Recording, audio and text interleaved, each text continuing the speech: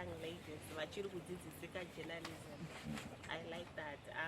Yeah, because I didn't know to catch them young. Interesting. Kana yaenda to another field, it's very difficult to get you back into journalism. So amusukufara henyu. I know it's a bit chilly, but mukangosekerera mbijana zvinotoita kuti uite kakudzirwa mbichana. I see a lot of familiar faces vari in the journalism field already. I hope everyone is okay, guys. I also see a lot of new faces that seem very eager to learn.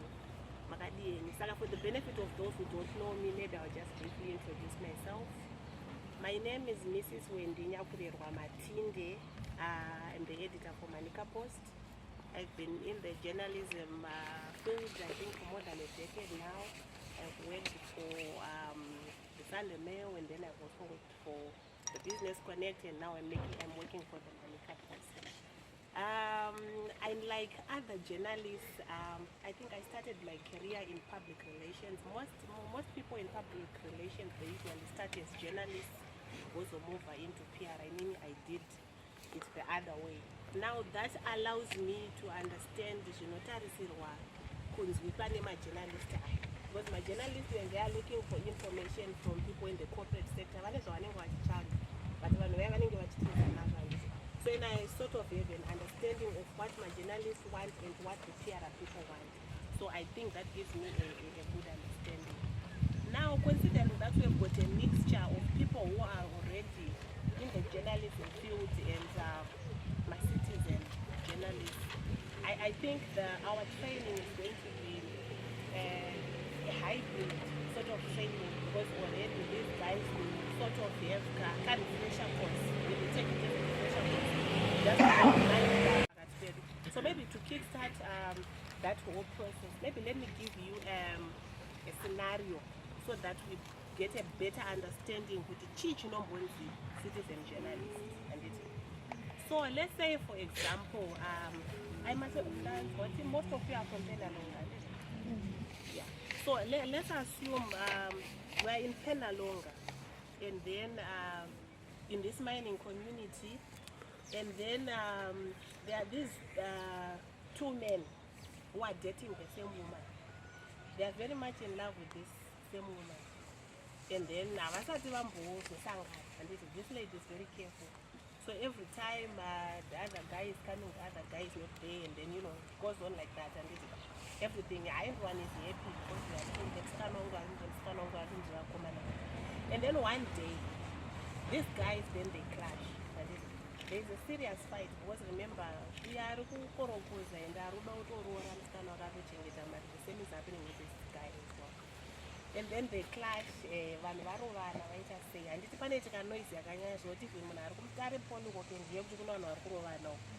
so the community comes out. The community they love cameras, they love taking videos and audios and pictures, and so they do that. This guy is very clever. He does that. So even in his video recordings, he's asking the lady next door, so the lady next door is actually explaining to know, what, for the past 2 days I've been seeing these two guys, they were dating this lady, but they didn't know they are sharing the same thoughts. And so this guy does that.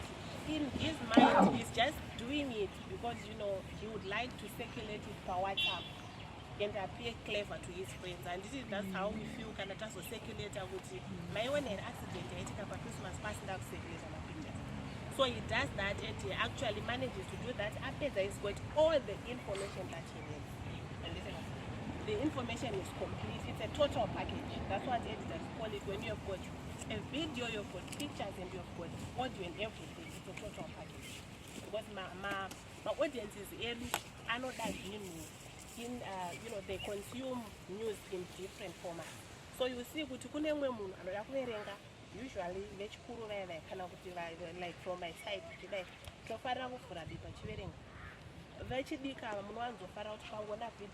pictures, first sentence or 2 sentences, then you are done. So it's got a total package. Soon after that, WhatsApp groups circulate. And then it gets to the desk of the Manica Post Editor, and she says, this is a brilliant news. I think it will make a good weekend read. And then, of course, for me now to take it, because I need to acknowledge Munaka, I find a way to get back to the originator of this content. And luckily for me, I find him. Pay him a little something, because and then story of that on your story of that in that Manica Post. Now this person is what we call a citizen journalist. Arukupinda papi citizen journalist. The media, we would want to be everywhere, and this is no brag about being there when it happens. And this the truth of the matter is we cannot be everywhere as things are happening. But fortunately for us, technology has allowed journalists. So it's also we are not there when it happens, but the citizen is everyone who is out there.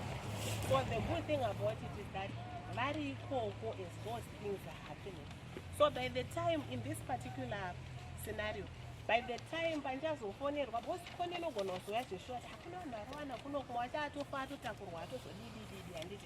but by the time we are going to get there, probably we are going to get a story.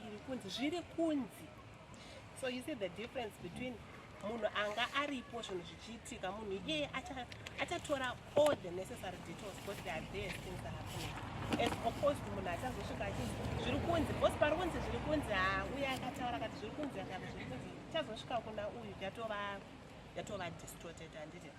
So that's done. I think you might have to allow me to sit down because presentation yangu I'll try to speak as loudly as I can. Manotes angu ari pa computer. Because unokwanisa kutanga as a citizen journalist. But one of the necessary skills, like you guys are actually very fortunate that you are managing to get into such programs. If you are passionate about it, already as a journalist I'm supposed to do A, B, C, D. And then you get access to media houses, and then the next thing, you can start operating as a journalist, and then before you know it, maybe you might actually want to go and train, because I did my solo so what I lived in the training so that I can actually be a journalist. I think the greatest push towards citizen journalism has been the issue of access to the internet. Because the internet is allowing people to publish things. You know, long time ago, journalism, but a lot of bottlenecks, because there was a lot of gatekeeping. So what happens is, when a reporter in my newsroom comes with a story, and he or she has got a way that they want it to go out to the people, but when you want the gatekeeping, and the editor is the gatekeeper. So what happens is, chandisina kuona inini kuti vanhu vanofana kuverenga outside hachifaniri kubuda outside. So I'm going to edit in such a way that ibude in the way that I want it, handiti. So you will see kuti with gatekeeping zvinhu zvacho zviri sort of narrow-minded, because for example if it is the Manica Post, it means kuti chinhu chese chiri kubuda muyana chiri kufanira kubvumirana nepfungwa dzemumwe munhu ari kunzi the gatekeeper. But now look at this scenario yakanakira citizen journalist. Hakuna munhu ari kukulimita. Then the greatest asset I think for citizen journalism is that those guys, you are there when things happen, and I think I've mentioned that before. But when as things are happening, you are there, so you are close to the sources, you are close to the events, you are close to the community. Now, how that makes you have a better chance of getting interesting news than a news reporter is because though you are embedded in the community, those people trust you, and you see you can even unearth scandals. Let's call it that. Because for example, within a community and something is happening and people are talking.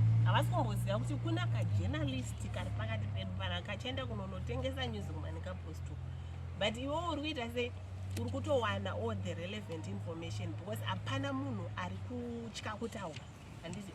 But the moment ZBC ikapakwa up, journalist akauya akanyasoti ndauya ubva ZBC ndikutsvaga ABC, you will see kuti achanetseka kuwana information handisi. So you are embedded within the community, and therefore it's actually easier for you to get really interesting. But however, it's not everything that is rosy within citizen journalism, because pane tuma speed bumps tunosanganikwa nato, and this is ndo zvinozoita kuti zvinetse kuti mastories abude mune zvakanaka. Handiti someone can start with all the zeal that they have, but you see that pavanosangana netuma challenges itoto, it also tarnishes their image, zita ravo harichatraswe pasocial media and things like that. Then unongozopesa vati izvi zvazviite sei hazvinyatsoita. There's the issue of speed. Someone who is really interested in citizen journalism is interested in breaking the news. I don't know, pane akamborinzwa temu rinonzi breaking news. Handiti saka tinorizwa. So breaking news issue yekuti vanhu vese vari interested in news, I assure you vatori nemakwikwi ekunzi ndini ndakabreaka news dzezvakati, and then everyone else achazofollowa. Handiti kunzi president vati August 28, 23 ndo musi wema-elections, pane munhu akatokwanisa kuita the first kudzibreaka. Then you see kuti others would then come maybe 5 minutes later, a minute later, 10 minutes later, makungotaurawo henyu, but inini ndatoita se ndatobreaka news, handitika makopa inini. So that's the same thing that happens with citizen journalism. Paitika a mine collapse kupenda longa, handitika, and we know ndabva ndatovhunza masecurity guard mapinda vanhu vangandaudza mune vanhu 100 vari mumine, handitika, and I'm the first to say that. That means that the greatest advantage of breaking news is that vanhu vanenge vachimhanya kusite kwako. So even if you are an individual and you've got it's a Facebook account, maybe traffic iri kumhanya kunenge kwako because vanhu vanenge vakutoti ndiane information, and tinenge to expect what even mamwe ma-updates ese ndiachatipa, handiti. But in doing so, in the speed to break news, there's always a challenge yekuti uchapublisha zvinhu zvekunyepa kana kuti information isiri correct because uri kumhanya. And if you are to look at it, ndo panobitirwa ma-news organization chaiwo asiri ma-individuals, because media houses, they've got to protect their integrity at all costs. And imagine if I am to say there is an accident, and then you hear even that 2021, 2022 pakaitika accident just before the toll gates. And you remember just in number yakatanga yataurwa ichinzi hanzi pafa, I think patonzi bhazi rese kana kuti 30 something people, and tichitozvinzwa motika wait, that's a disaster, guys, ichiposta handiti. Then they, of course, we then had to wait a bit to confirm with the authorities. The number that ended up coming there, I think it was actually less than 10. And then, but citizen journalism, it's more interesting because when we are saying and it is more interesting and traffic will flow to my page. But in terms of integrity, so that is the other speed bump that you face, because you have got two things that you are chasing. You need to protect your integrity as a citizen journalist, but at the same time, break news. So there's a need for you to balance that. No matter how you want to break news, confirm. There are always authorities who are able to verify that. So information, unfortunately for citizen journalism, is almost always unverified. It's always battle. Whatever zvandatonzwa handitomborina basa nazvo kuti zvazokonfirmwa nana, hapana need yekunzi ndifonere office, the police spokesperson or whatever the authority for that district. And issue inonyanya kukonzeresa izvozvo is because there is no need for accountability. While a journalist at Diamond FM has got the brand at Diamond FM and Zim Papers to protect, and neiro zita rake pachake as a journalist, and they've got the money accountability to all those institutions. But a citizen journalist, but that is only if you are operating very, very, very unprofessional. because you can be a citizen journalist and try as much as possible to act in a professional manner. And then most of them, if you are to go on social media, you will notice that they make use of pseudonym accounts. And this is why I do not my ghost. And this is my ghost akashata. Let's agree on that. No one will ever trust or bank their information per ghost account. And if it is coming from a ghost account, any reasonable person is not going to take it seriously. You are always going to take it with a pinch of salt. Because why are you hiding behind a ghost account? And because if you believe in what you are saying and if you believe it is making a good impact, then it would paghost wonyasoisa star rako pajekerere ndonyasotaura ndakanzi ndonzi Wendy Nyakurerwa-Matinde ndati nini chakati. So the fact yekuti you are hiding behind someone's name kana kuti chaaccount chiri ghost, it means kuti integrity is here. Issue yatambotaura for example yekungoti issue yekuti an accident occurs, my next of kin asati informa and then you are just chasing likes, and therefore unongotora mapicture evanhu blood all over wokutoti uyu akatofa hanimaona mavideo uri kutomona uyu atofa uyu just said say. And then just imagine, because if the same video was going to come to your phone and you are going to say, this is my sister who is lying there and I think she's dying, and this is how would you feel? So when it comes to ethics, it has got nothing to do with the law. Because Arikoma media laws that govern the sector. But these are just ethics. Ethics are more like something that is moral. You feel it in your heart when you're doing something and you're like, no. So maybe it can also be issue of scenario and you're telling the guys with can I'm so in the kind of video WhatsApp group again, it has everything to do with your ethics. Because ativumi demand chino kana une news ipavano the public iconsume what you have. So chinonyanya kukonzeresa zvese zvandiri kutaura izvozvo issue within this particular subsector in journalism hakuna regulation, hakuna filtering, hakuna gatekeeping yatachambotaura.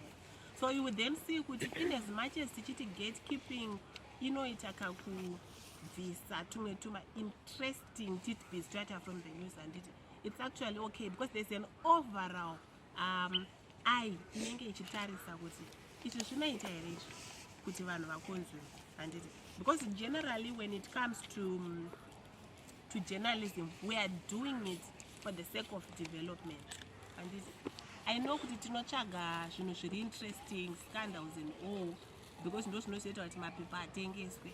But journalism, the main objective behind journalism is issue development. Not once development journalism, inotoriko that one. So that we identify gaps and then develop even more. So now I then look at the role of citizen journalists in the mining sector. Zooming in specifically into the mining sector because I understand that some of you are interested in that sector. So, and there's a serious gap, by the way, if I may add, in terms of reporting mining issues. And for starters, you need to understand the mining sector for you to be able to report on it. And not just the mining sector, but even the kinds in the area, and in journalism, we call it my beats. And kune munhu ano reporter on beat health, politics, development, then mining for some reason zvishoma. You see what the journalists would then look towards the mining sector. Kana minister vataura something, kana kuti kana paine vakomana vavharirwa neshaft, and kana kuine scandal itika, but it's very rare. So that sector is underreported. Therefore, it is a niche that you can easily tap on, and as people who are already in that community. Number one, look at the developments that are happening in that sector. Remember, Tanti, a citizen journalist is embedded within the community that they are reporting for, and that means munhu ari kunewsroom might not know madevelopment ari kuitika pamine iri kupenalonga, but you might know kuti mazuva ano zvazodai all those developments that are happening in the sector. It's your role to report about them. You are also going to provide a platform for stakeholders, vanhu vane maclaims vai small scale miners, tutora ne even vari illegal vacho, handitika, to present their message to policy makers. So my policy makers vanhu vari kutsoro handitika, they will never guess kuti chii chiri kuitika kupenalonga kana kuti kumanika land chii chiri kumboitika kugomo riya riri kunzi riri kucherwa riya. But we need to provide a platform for those people kuti ngavataure ma-issues avo, so that kana a policy on diamonds, a policy on gold, a policy on platinum, kana yaakuzogadzirwa, those issues are taken into account. You know, you guys might underestimate the power of the media, and mukafunga kuti sometimes kungonyora ko zvinoonekwa nani zvinobatsira chii. We have seen my cases ekuti maopinions evanhu anototaura handitika, and then my decisions auto-reversed. I'll give you a very good example. There was that issue Mutare City Council wanting to establish some granite mining and the Dangabra Mountain. And then we reported about it. We went all to down about it. And taka report nezvenyaya tikaifollow. But kuita tikatombata kwane vamwe vanhu, because I think there were some people who were now feeling that maybe our hands were being, battered kune rimwe side tida kupusha agenda yakuti. But the issue was Dangamvura community, I think near the rest of the others residential areas vanowana mvura from that direction, and vaifila kuti pakaitika granite mining apa mvura yedu is going to be compromised in terms of the quality, and because it's all that mining was supposed to be on their way pipe yavo yanga ichiinstoliwa mageza. So there were serious concerns from the public, and we spoke about those concerns. So we did not relent. It's just we kept reporting with public irikuti. We were not saying that this is our opinion, kuti isusu atikuda kuti mite granite mining. At the end of the day, deal rakareversed, a deal worth millions of dollars. As a citizen journalist in the mining sector, also scrutinize my mining policies. The greatest asset for any journalist, whether you are one who is trained or a citizen journalist, is to know things, information on your fingertips, and so the first thing, and you are deciding what do I want to focus on. I know most people generally believe that my journalists are jacks of all trades, and but I'm not going to report a president or report a mine or report a health or report a I see from my experience, a good journalist has a focus. Any area I know was in the report of business, in the report of health, and to report of sports. I think I'm better that way. So you can now decide that I'm going to be a journalist in the mining sector. Then know those mining policies. What does it say about people who are operating things? And I think what I've heard this term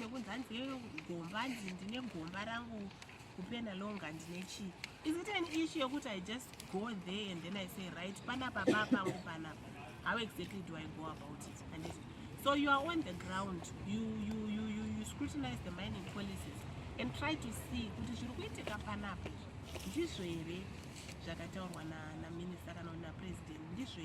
maybe you can even make suggestions. As journalists, we have got that liberty to say you can scrutinize the policy very politely, or you can actually make my suggestions with more experts. Maybe and then you can also even expose my corrupt activities in the mining sector, because waona iwewe kuti mudhara uyo ari kusvita anzi pese panapa makomba angu ese mudhara uyo haatombori haana mamining claims. Munhu akangouya akangosvika akaklima nemuromo wake kuti panapa pande pangu pesa. Saka you can also scrutinize all of that.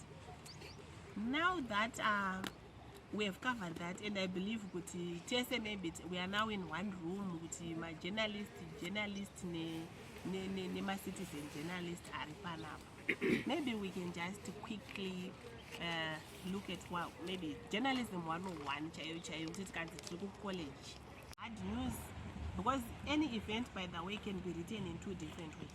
And even tikati event it is serious, serious, you can still find kameka engo kekuinyora nakuchi kare flower kacho. So discover yourself. That is what I would advise. And then we go to for you now in writing those stories. Journalism in my concepts I know follow, and I'll quickly go through them. Finally, on the 5 W's and an H, and every journalist is aware of this one. When you are writing a story, if you want to get it wrong,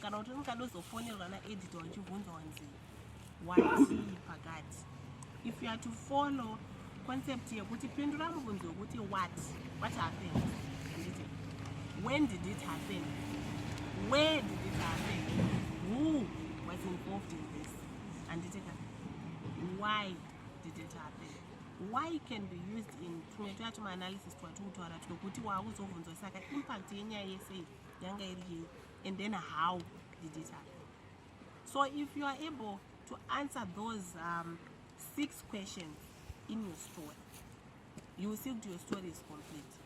If it is a hard news story, the general rule is introduction. Questions inside an introduction. Remember that hard news hard news. The first paragraph, second paragraph,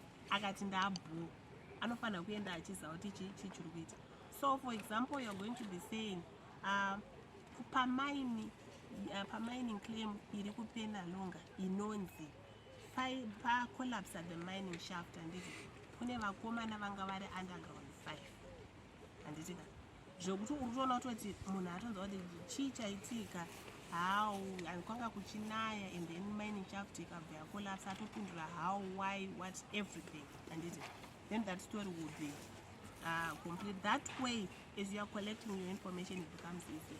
And then there's a golden rule to journalism. Pane inonzi kiss to journalism. I just hope that my colleagues on the other corner they remember this one.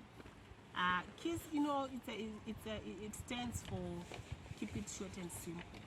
And so generally, when someone is starting to write, they believe that I'm long, winding sentences, and I should pull out my dictionary so that I can sound very clever in my articles. And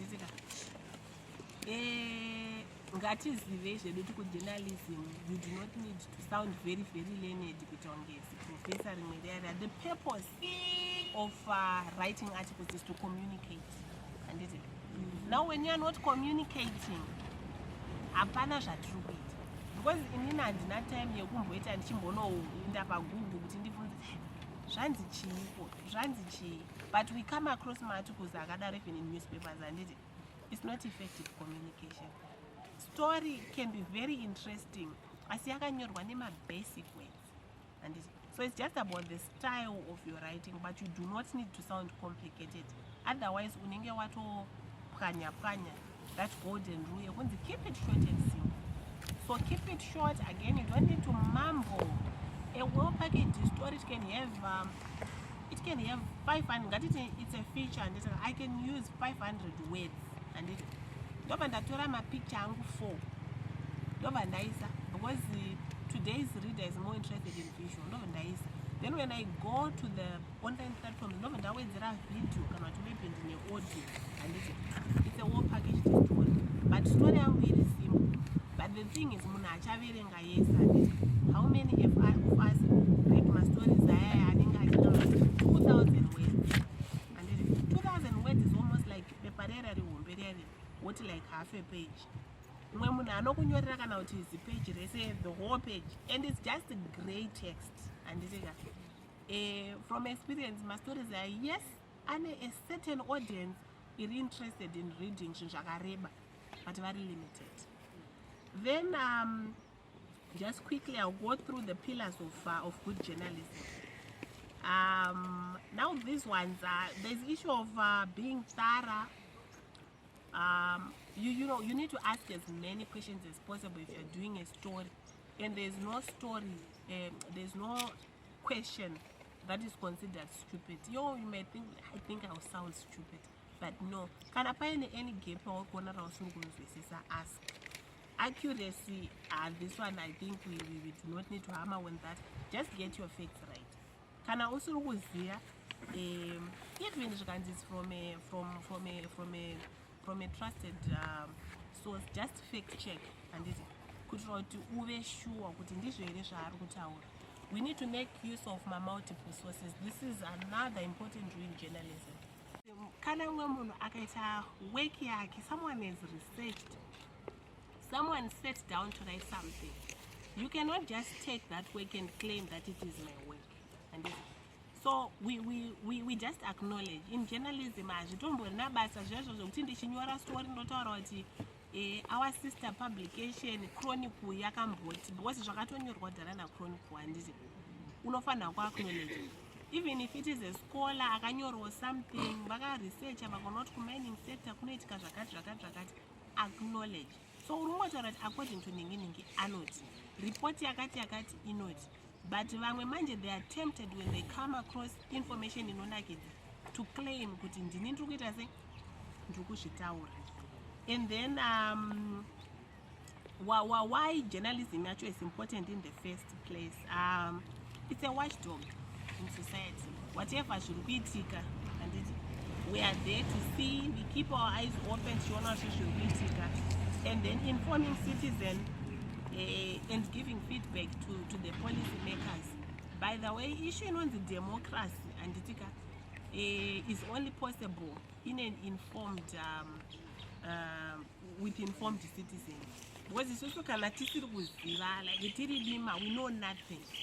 How then are we going to contribute to building our democracy? So we are there to inform the public, even to educate. We can also use the media to do that. For example, in that question, how do you go about acquiring a mining claim, for example, and education was if you are to say, okay, the entire next number 1, 2, 3, 4, 5, no matter my steps up for you to be able to get one. Then my useful tips now, I'll just quickly run through these ones. There's the issue of always ask yourself, can I something? So what? And journalism is there to make an impact. So can I want something? Ask yourself, okay, fine, and then so what?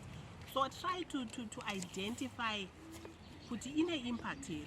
Sometimes if it is something that is just going to cause let's say kuti vanhu vangorwe, so dziri kwandiri mamwe articles angonyorwa kuti dongoti vangorwe, so is it really worth it for you to use media space for people to fight? Maybe not. And then understand the terminology. Kana muri kumining sector kuchataurwa nyaya dzana naye exploration, commercially viable, things like that. Akawanda materials anoshandiswa in every particular sector. Understand them first, because you are going to be communicating with people who use them every day. So in your articles you also need to use them. And then this is a recorder, guys. So I'm not takanakira kuti tine mafoni handiti kune marecorder anoshandiswa nemarecorder. Kana usina recorder, make sure your phone is got a recorder. This is important because number one, you might think kuti andazvibata zvaari kutaura zvese ndazvibata, une zvauchakangana kana kuti uchakanganisa context yezvaazvitaura wazosvika office, kana kuti mwe musi you are going to be thrown under the bus. In the media sector, we've come across my situations where someone will say something and then story you publish, and then story yakuitwa ngeakonzeresa ka noise. Most of my officials anokurambira kuti andinombotwara zvinhu zvakadaro. Kana uine recording, then you are on the safe side. So if you are to practice journalism, always use a recorder. And then on top of that, always take notes.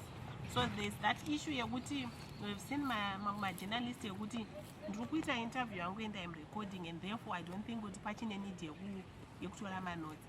Mumwe musi bhatiri rako richakuperera ka ukaisa uninga apa uchifunga kuti uri kurekodha ukasvika ukaona hauna chinhu apapa wanga wawana a very good story. Saka again, always just taking notes is important. The other thing is when you're interviewing, especially my officials, a secret, do you know that they love it when they see you taking notes? Anobvanya sokukupa information because I don't know to read and say so if you are not taking notes, they can just stop giving you those things. And then omit your opinion. Opinion yako kunews artist kuida zvinhu unless kana pari paive pane pakanzi opinion and analysis. News in news. Keep your opinions and your emotions and your whatever out of the story and it. So if it is a story, it's a story. I say opinion. And then most importantly, no story is worth dying for. Anditika. Hii ndo yatingati ndofunga golden rule number 5 yekujournalism. Nyangwe story kakosha sei. Mazvinzwa. Majournalists anopinda pakaoma tinozviziva kuti vawane story. They fight for those stories. But kokupedzisira kwenyaya tinozongodza no stories worth dying for. Ukaona kuti apa pa dangerous apa. Buda. Then the last thing is, okay, fine. So when you're a story yako as a citizen journalist, and then what do I do with it? And it's important to get it published so that I can get my stories yako in that computer. Number one, write to the editors, my station managers. They can help you in publishing my stories. Approach them. My doors, they are always open. Because we actually understand that it's just our fellows, my citizen journalists, because when they do my stories to be interesting for them, approach them. And then quite a issue my community newspapers, you can actually establish them. Munokwasa utoungana muri kachigroup kenyu panapa and agree with so you can even approach kune ma NGOs are willing to assist and it now establish a community newspaper every month. It can be a monthly thing. Muchozoti editor wedu ndiningi mareporters edakamira so tinonyora stories edu tichipublisha. And then quite a issue my community radio stations again kuna nana Diamond FM, I think tane Nyangani as well, and when you've got my clips, I'll go forward to adding news with it. This helps you to build your name. Because by the way, remember what happened story yako inoshandiswa pakasatangwa stara. And it kana wanyora story yako pachatorwanzi, story ya women ashishakati. And it that way takutozototi zita rako rakutase rikukura. And it then kozoita issue yema online platforms amagara zvenyu muchishandisa. Then I'll make an appeal to those interested. Documentary chairo re underground mining. I know maybe most of you in Yamusopindi and it. But if you are to ask those guys who go underground, put in that documentary, so I mean down there, the story video, I want to for that one I'll be willing to pay. So yeah, for now I think I'm done. I'll take questions if there are any. Citizen journalism, kopandinozo apane panonga paine njozi dzekuti ndikwaso zvonganda kutosungwa. Pamwe ndazonga ndaita nyaya yangu ndanyoro nyaya eni ndanyora nyaya yangu yarasta rutanira rasta over wazotanga kundita wandisvibisa zita. Ndotoona pamwe ndakutotanga kutoziya ndei kumakoti akuna zvakadaro. Iwewe apa pamebe wanyora nyaya yemashwashwa kana kuti ndeyekunyema. In fact, constitution yake yafanana to try to is this constitutional? Zvine constitution. Yes, it's okay. Aiwa. Pane paya nambotaura paya kuti citizen journalism is not regulated. Haina regulate. Uyu munhu ari kuita zvaari kuita ari kwari. But if you want to do it responsibly, uchatsvaga a media house to operate under, and so that you are not I think what you are trying to ask, pane citizen journalism kuita activism. And if you are to go online, you will see kuti kuna vanhu vasiri ma-citizen journalists, those people are activists, vanhu vaukutry kuvhunza ivavo. Nokuti ari kungokonzeresa ari kutaura kuti enda ndazodai so ndazoona kuti chakati, and uyo definitely achapedzera nesana negovernment, because ndopakupinda kama-laws ayaya avari kutry kuaprova ekuti, you know, something to do with ma-cyber laws now, kuti uri kuviolate the online space because you are spewing zvinhu zviri dangerous kune the public, because hapana munhu ari kuitira gatekeeping, and therefore uri kungotaura zvinhu zvekuda kuti vanhu vari. But if you are doing it responsibly and wanyora story iri correct, haina kunyepa, waite ma-fact checks ako zvese zvakanaka na, ndobva yauya kumanica post ndobva ndaipublish. Handisi kuona hangoti ungasove sei. By the way, when you publish anything under an editor, handitika, it ceases to be your responsibility. Handitika, kana pakanzi paitika lawsuit, I answer to the lawsuit. Kashoma ukazonzwa kana kuti zvichinzi nareporter ari kunzi ndi-respondent pepe, it's real. Usually you see kuti munhu anouya oti ndikusuwa papers, ndikusuwa editor, ndikusuwa Manica Post. Handiti zvokuti story inokwanisa kunyorwa yakanzi kunzi post reporter, handiti you cannot force me kuti nditaura kuti post reporter ndiyani. So, kana urita citizen journalism, do you need to be registered somewhere, like to a council or something? No. As a citizen journalist, you are not registered. That's why it means you are not regulated by anyone. Wakazvinipira wega. However, takazosvika pakuti isusu ndati kana uri serious about journalism, uchasvika papoint yekuti you want to be attached to a certain media house, and now for you to work for a certain media house, you shall need to be accredited. Tinoshanda neZimbabwe Media Commission, and so, but then ukauya, let's say for today, ukauya nasoni pastori, just a once off, ashina basa zveshe, and then ndazoona kuti this lady is actually interested in writing. I think she has been writing for the past 6 months.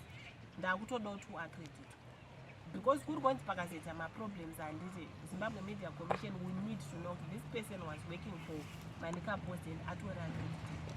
So only when you are attached to a certain media organization. But just as a citizen journalist, ari kungozviitirawo zvake zvaari kuita, there is no need for that. Pandinonga ndikanyoro nyaya yangu ndikauya kumanewspaper kwenyu kwaya ndiri citizen journalist, munondibhadharo kanyaya? Zvatozotaurirana as they come. Usually, I would say kuti payment can start being considered. Maybe wakana wamo kana ndaona kuti unonga uri kunyora zvinhu zviri consistent, because by the way, like specifically for Zim papers aibhadhare munhu asina contract. Now contract handikwanise kuiwana for one story unless kana iri story yekuti maybe it's so big zvekuti ndakutonotaura nageneral manager wangu kuti haana hake contract ka mandibhadharewo munhu for this one story. But ukanyora let's say kana kuti zviri consistent and I love your stories, then ndakukwanisa kurequesta a story for this person. So issue iripo ndekuti kana uri kuda kukudza growa brand rako iroro, you will see kuti headhunting chaiyo besides just making your own money like that, but headhunting chaiyo it's real. Kunotonzi kuna nhuki anonyora nezvetunya yato akatsvaka, we need that person in the newsroom, kana kuti hameno pamwe yatova imwe company yangu kutsvaka. So no more questions.